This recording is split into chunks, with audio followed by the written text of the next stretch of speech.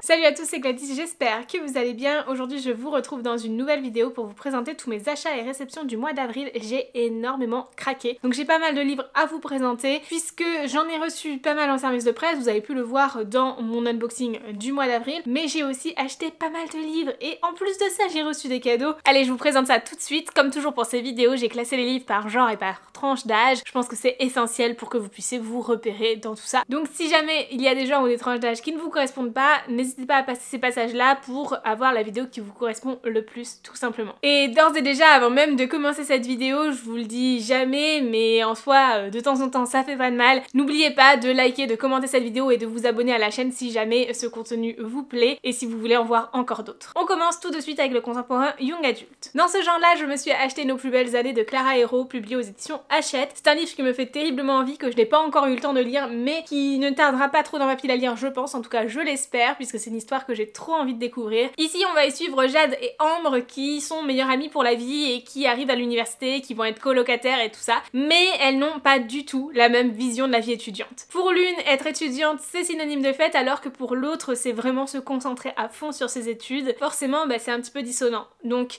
on va avoir un pan de l'histoire qui va vraiment porter sur comment faire pour rester amis malgré le fait que l'on évolue, malgré le fait que l'on change et que finalement on n'a plus forcément exactement les mêmes centres d'intérêt que ses meilleurs amis, mais ça reste quand même des relations de longue date, des personnes qui nous connaissent vraiment. Bref, j'ai hâte de voir comment Clara Hérault a traité ce sujet-là dans son roman. Et en plus de ça, on va aussi avoir tout un pan autour du consentement, puisque c'est une histoire qui va parler d'agression sexuelle et de viol. J'ai hâte aussi de voir comment c'est abordé ici et l'importance du consentement. En tout cas, toute la communication qui a été faite par la maison d'édition autour de ce sujet-là est vraiment géniale. Allez voir sur Instagram, ils ont fait des posts qui valent vraiment le coup et qui informent réellement autour de ce sujet. Bref, j'ai trop hâte de lire Nos plus belles années, de pouvoir vous partager mon avis aussi sur ce livre-là, parce que je pense qu'il fera écho à beaucoup d'étudiants, beaucoup de personnes aussi qui ont fait des études supérieures, et aussi qui permettra de guider certains lycéens qui sont encore en recherche de tout ça et qui appréhendent peut-être le fait d'arriver à la fac. Ensuite, dans ce genre-là, je me suis acheté Drugs de Neal Shusterman et Jarrod Shusterman, publié aux éditions Casterman. C'est un livre qui me faisait très envie parce que c'est un livre dans lequel on va suivre deux adolescents qui se blessent et qui se retrouvent à prendre des médicaments, mais progressivement qui en deviennent addicts. Et en fait, on va avoir une personnification des drogues dans ce livre qui va permettre de voir en fait aussi tout le côté sournois qu'il peut y avoir dans tout ça. Et j'ai hâte de le lire aussi, je l'ai pas encore lu. Mon mari a commencé à le lire, ça lui correspondait pas tout à fait parce que c'était un peu trop poétique pour lui. Comme en général, j'apprécie un peu plus les plumes poétiques, peut-être qu'il me plaira de ce côté-là. En tout cas, j'ai hâte de voir la personnification des drogues. Si vous me suivez depuis un moment, vous le savez peut-être, c'est un sujet qui me touche profondément et auquel je porte un intérêt particulier, puisque j'ai toujours envie de mieux comprendre les personnes qui souffrent d'addiction. Sauf que souvent, les écrits que je vais lire, ce sera plutôt axé new romance, et là pour le coup,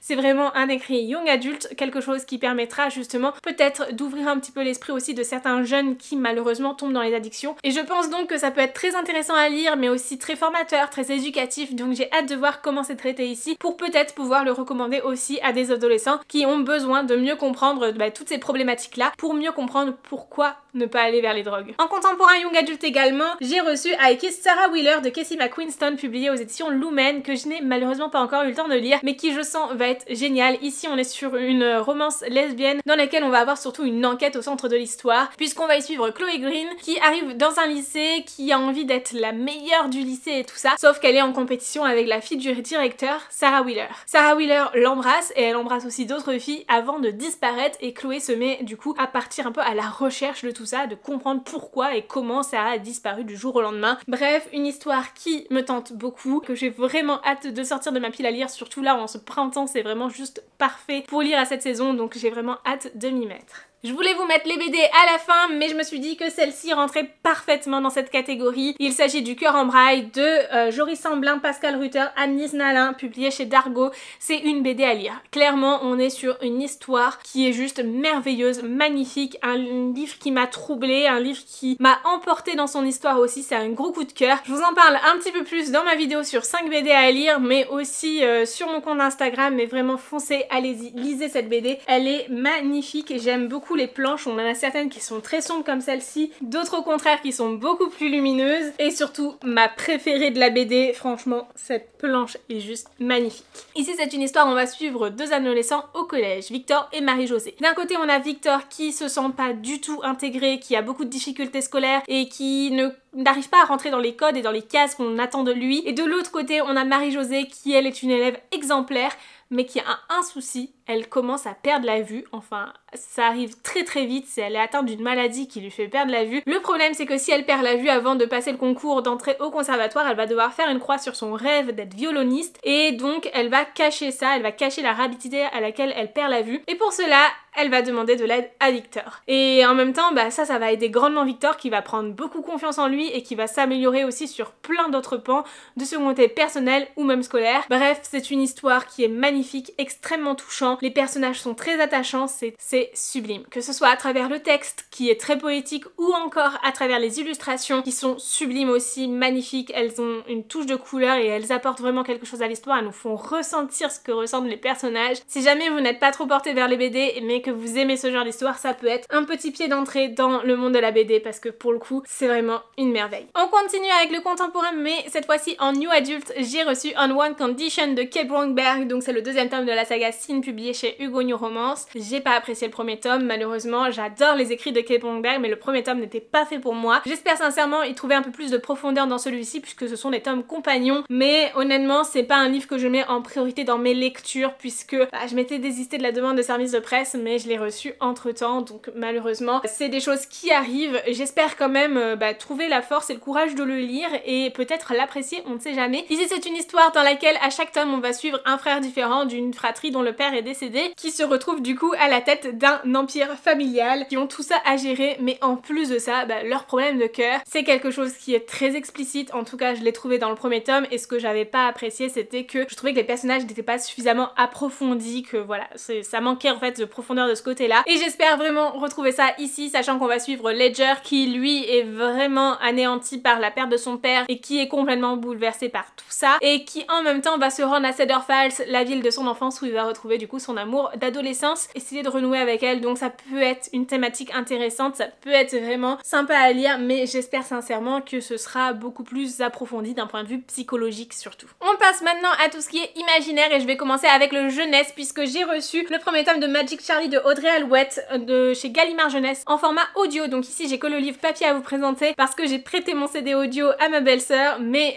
j'ai bien reçu le CD audio pour la sortie audio de ce livre. D'ailleurs le tome 2 sortira en septembre normalement et le tome 3 en novembre et j'ai trop hâte d'écouter la suite parce que j'ai adoré l'audio et mon mari qui avait lu à la fois le livre papier et qui a écouté l'audio avec moi a clairement préféré l'audio, donc je pense que j'opterai pour l'audio pour la suite sauf si je craque avant parce que clairement l'histoire était géniale. Ici on y suit Charlie Vernier, un garçon qui va retrouver sa grand-mère qui a complètement perdu la mémoire, ça fait plusieurs années qu'il l'a pas vue, elle avait disparu de manière assez inquiétante et soudaine et puis finalement là elle revient et il va essayer de renouer avec elle, sauf que c'est très compliqué puisqu'elle a perdu la mémoire. Il se rend compte qu'en fait il y a tout un monde magique qui lui est caché, auquel il appartient en fait puisqu'il a été initié par sa grand-mère lorsqu'il était enfant, quand bien même il a oublié certaines choses. Et Charlie va se retrouver très vite embarqué dans une grande aventure où il va chercher à comprendre comment sa grand-mère a perdu la mémoire, en plus de ça apprendre à maîtriser des pouvoirs magiques qu'il ne connaissait pas jusqu'ici. Bref, c'est génial, l'univers est super riche, j'ai adoré la plume de l'autrice et ça je vous en parlerai un petit peu plus tard dans mon bilan lecture, mais vraiment une superbe découverte qui était dans ma pile à lire depuis un moment et que je regrette pas du tout d'avoir sorti de ma pile à lire à ce moment-là et d'avoir pu découvrir grâce au format audio. D'ailleurs si le format audio vous intéresse, sachez qu'il est disponible en CD chez Écoutez Lire que vous allez pouvoir retrouver dans toutes les librairies normalement, mais vous avez aussi la possibilité de l'écouter en format numérique directement, soit sur Audible ou encore sur Nextory si jamais ça vous intéresse. Vous avez toujours des liens d'essai dans la description si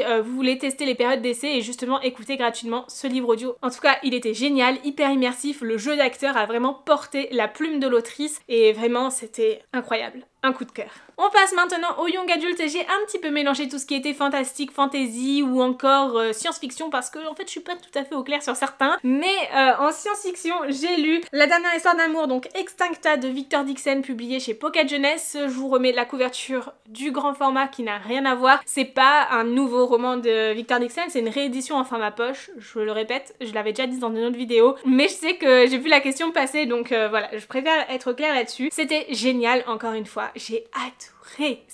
J'aime beaucoup les romans de Victor Dixon qui nous emportent dans des univers très complets, très riches et qui en même temps nous questionnent beaucoup aussi sur notre quotidien en tant qu'humain finalement. Et c'était un peu le cas ici, puisqu'on va y suivre la dernière histoire de l'humanité dans un monde qui se meurt, mais vraiment aux derniers instants de la planète Terre. Et j'ai trouvé ça génial. C'est hyper touchant, c'est bouleversant, ça nous remet en question beaucoup de choses que l'on peut faire dans notre quotidien autour de la nature et du respect de la nature, de l'environnement. C'est hyper important de le lire à l'époque actuelle surtout. Et en plus de ça, j'ai trouvé que c'était magnifique, que ce soit par la plume ou encore la manière dont l'auteur a amené son propos avec des références scientifiques et littéraires qui sont super bien incorporées ici dans le texte. Bref, un livre à lire et encore une fois, je vous en parle un petit peu plus dans mon bilan lecture. Ensuite, j'ai reçu en cadeau L'Aube des temps nouveaux, le mystérieux héritage de Della de Ghislain Fernandez, publié chez Fantastic Park. Ici, l'histoire se passe en 3800. L'espèce humaine a déjà été à ça d'avoir une extinction et clairement, ils se sont très mal acclimatés pour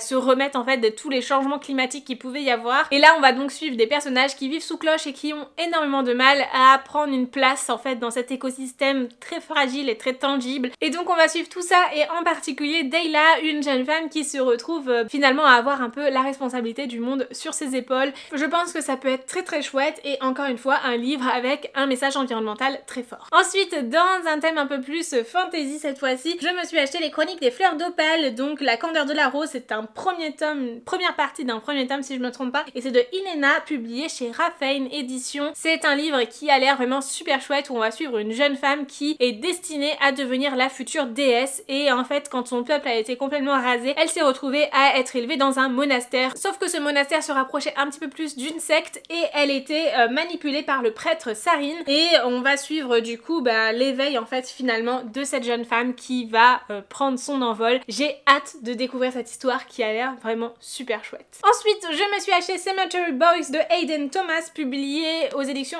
HUSF dans la collection Naos. C'est un livre qui me faisait terriblement envie. D'ailleurs, je me suis rendu compte après l'avoir acheté que j'avais demandé la version poche en service de presse pour le mois de juillet puisqu'il sort en poche chez Big Bang. Bon du coup je me suis désistée de mon service de presse mais vraiment quel boulet, je vous jure. J'avais le livre entre les mains une fois que je l'avais acheté, quand j'ai capté qu'il y avait la version poche qui sortait et tout ça.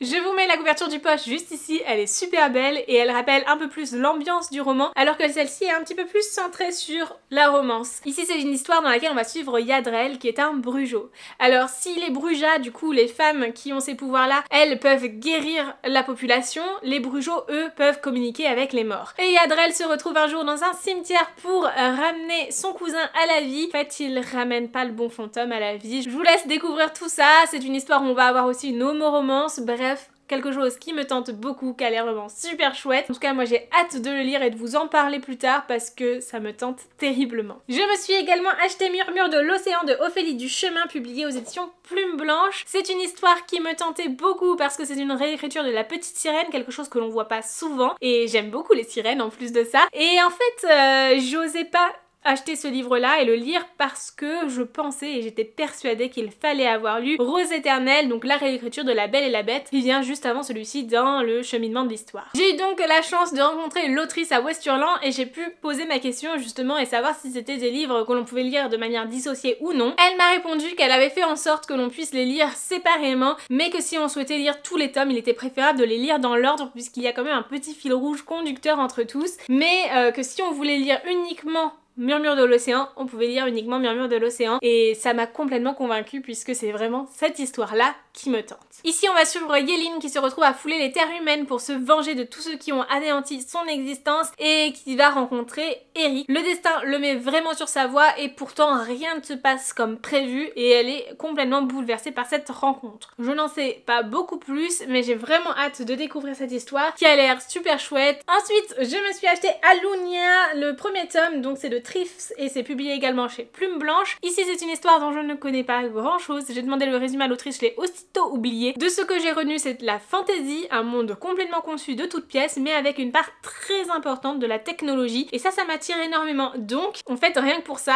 j'ai voulu acheter ce livre. Ici on va y suivre une jeune femme qui meurt et qui se retrouve du coup emportée dans un monde qu'elle ne connaît pas du tout, un monde de fantasy construit de toutes pièces où en même temps il y a une part très importante de la technologie. Ça m'attire beaucoup et j'ai hâte d'en découvrir plus. En tout cas le livre est magnifique et j'avoue que ça m'a un petit peu fait craquer, ça et toutes les illustrations et l'autrice sur son stand. Ensuite je me suis acheté La Porte du Roi, donc Libérée, entravée, le premier tome de Lisa Schneider. C'est un livre auto-édité qui est ici en format relié mais il existe aussi en format broché. C'est une histoire dans laquelle on va suivre Eshan qui est prisonnière de sa caste et qui rêve finalement de s'émanciper, etc. Elle est vraiment esclave des peuples dans lesquels elle est. On est ici sur de la fantaisie orientale. Eshan est clairement révoltée par toutes les injustices que subit son peuple et par la condition des femmes ici, jusqu'au jour où elle va être au service du prince héritier Shahin et où elle va du coup essayer de tout faire pour changer quelque chose et changer en fait la condition de son peuple, la condition des femmes dans ce monde. Une histoire que j'ai hâte de découvrir qui a l'air vraiment super chouette. Franchement j'ai hésité à craquer pour tous les autres tomes tellement l'autrice était adorable quand je l'ai rencontrée.